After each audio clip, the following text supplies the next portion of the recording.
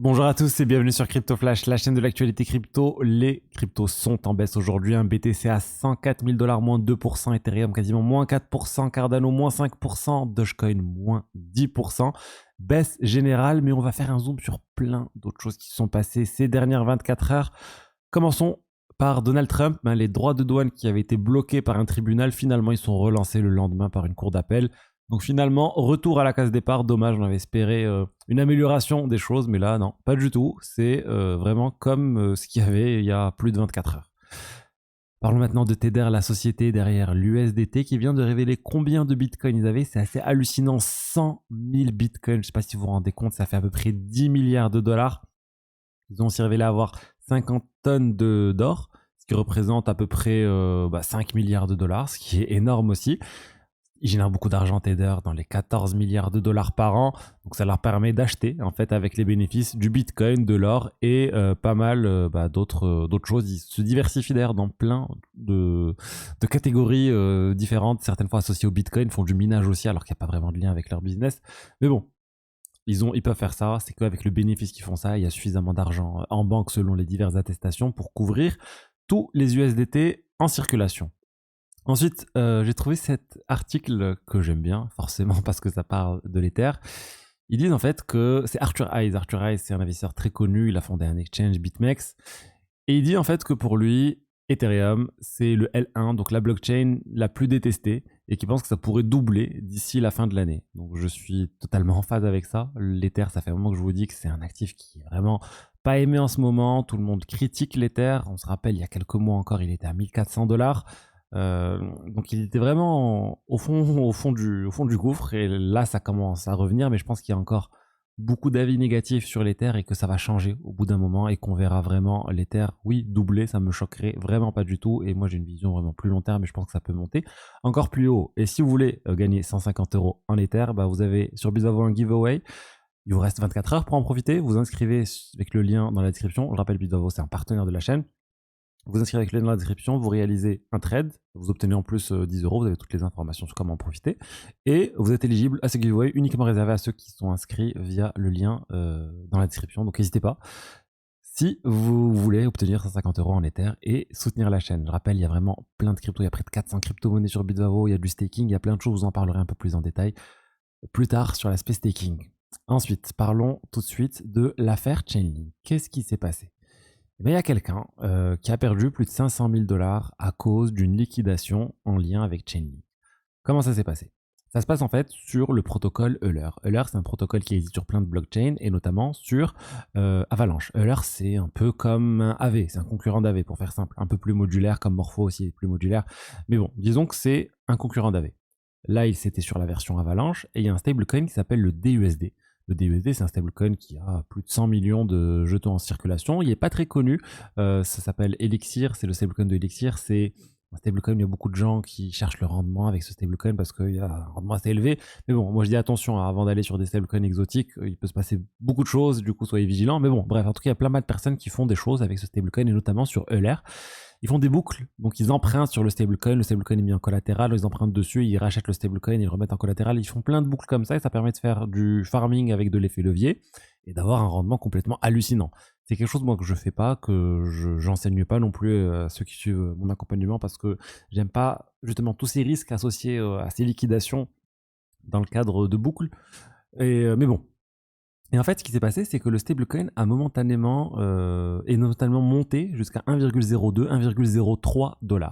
Ça s'est fait sur la pool de liquidité Curve, le DUSD USDT. Et en fait, il y a eu un achat de 200 000 $ d'USDT pour 202 000 $ de DUSD. Ça a fait complètement exploser de 2-3% le prix du DUSD. Mais c'était suffisamment significatif pour que Chainlink remarque qu'il y a eu un fort volume et une augmentation du prix pour que Chainlink répercute en fait le changement de prix remarqué sur la pool curve et le répercute sur leur oracle et en fait entraîne une liquidation sur Euler. Euler qui se reposait sur cet oracle de Chainlink et ça entraînait une liquidation massive. C'est ce qui se passe quand il y a des écarts de prix significatifs lorsque vous faites ce type de boucle. C'est quelque chose qui peut arriver. C'est déjà arrivé par le passé quand le STETH s'est éloigné de l'ETH pendant un certain temps. C'est arrivé pas mal de fois et du coup, il y a un risque.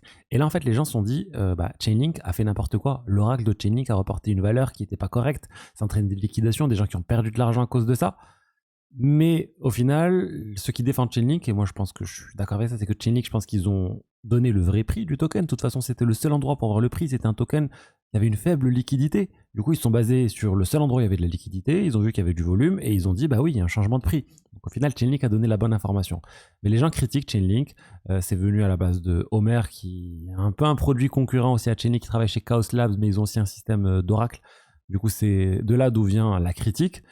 Ils ont dit qu'ils auraient pu faire attention quand on a un oracle sur une petite pool de liquidité, il faut exclure certaines variations de prix,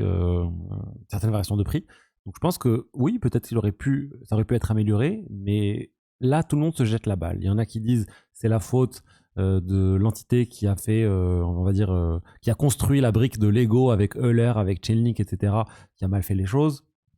D'autres disent c'est Chainlink. Au final, je pense que Chainlink doit apprendre quand même de tout ça et proposer peut-être plus d'options aux personnes ou peut-être plus de visibilité parce qu'ils ont dit oui, mais sur la page, sur la liste des oracles Chainlink, on avait bien indiqué que celui-là était un risque. On peut voir que ça n'empêche pas qu'il y ait des soucis. Mark Zeller, du coup, qui travaille avec le DAO de Aave, a dit que Chainlink a bien fait son travail. Et le problème, c'était pas Chainlink, c'était que le collatéral des USDT avait été mis en collatéral. Et en fait, on n'aurait jamais dû avoir un actif si peu liquide en collatéral. Et c'est vrai que c'est quelque chose que Aave a déjà connu par le passé. Par exemple, à l'époque du CRV, ils avaient mis le CRV en collatéral. Le prix du CRV a été manipulé et il y a eu des soucis. Et ensuite, bah forcément, on a une petite guéguerre maintenant entre les concurrents de Aave et Aave.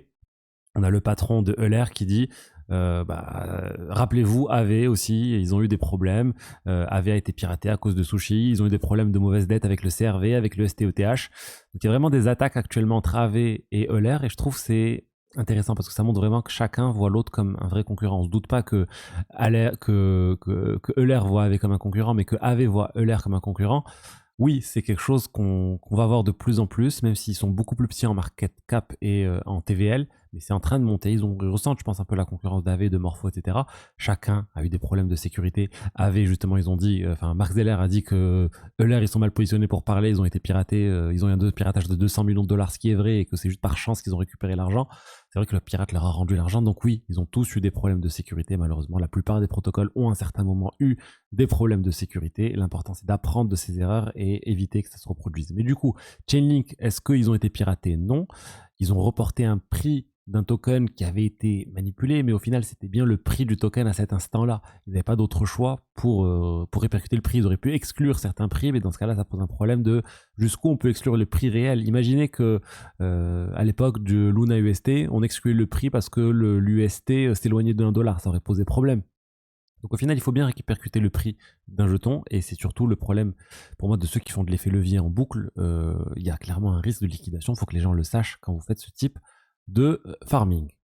Je vous ai parlé de Euler sur Avalanche. Avalanche vraiment se porte plutôt bien en ce moment. Le nombre de transactions sur Avalanche est en train de monter fortement, notamment grâce à Maple Story. C'est un jeu MMO qui est sorti là le 15 mai sur Avalanche, qui connaît un grand succès. Ils ont leur marketplace aussi et du coup beaucoup de transactions sur cette plateforme. Ensuite, on change complètement de sujet. Samedi, donc demain, il y a la finale de la Ligue des Champions, Paris contre l'Inter.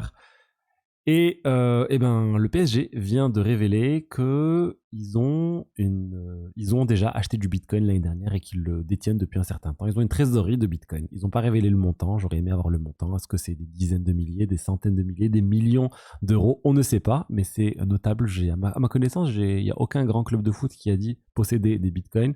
Là, on a le PSG qui est le premier à dire ça et je m'y attendais pas du tout. Ça a été révélé dans le cadre de la conférence Bitcoin 2025.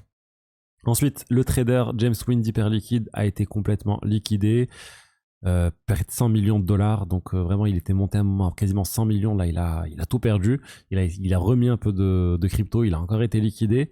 Bref, c'est assez catastrophique pour lui. Bon, j'imagine qu'il a quand même encore de l'argent, mais voilà, il est re-rentré sur le marché. Encore une fois, il s'est fait liquider. Et ensuite, on a Netflix qui a révélé le casting de la nouvelle série basée sur l'affaire FTX. Ça sera une limited series, donc une série avec uniquement 8 épisodes. C'est produit par la société de production de Barack et Michelle Obama, Higher Ground. Et ça va reprendre toute l'histoire autour de Caroline Ellison et SBF. C'est Julia Garner qui va jouer le rôle de Caroline Ellison. On a pu la voir dans Ozark. Et Anthony Boyle de SBF, je ne connais pas du tout. Anthony Boyle. Mais bon, on va voir ça. J'ai hâte de voir honnêtement quand même comment ça va être retracé. Est-ce que ça va être romancé? Est-ce que ça va être orienté pro? SBF aussi, c'est quelque chose qui est très possible. On peut voir un peu ici la tête des deux acteurs. Et voilà, on a fait le tour des actualités crypto. J'espère que le contenu vous a plu. Si c'est le cas, n'hésitez pas à liker, commenter, vous abonner. Et je vous dis à lundi pour la suite. Allez, au revoir, ciao, ciao.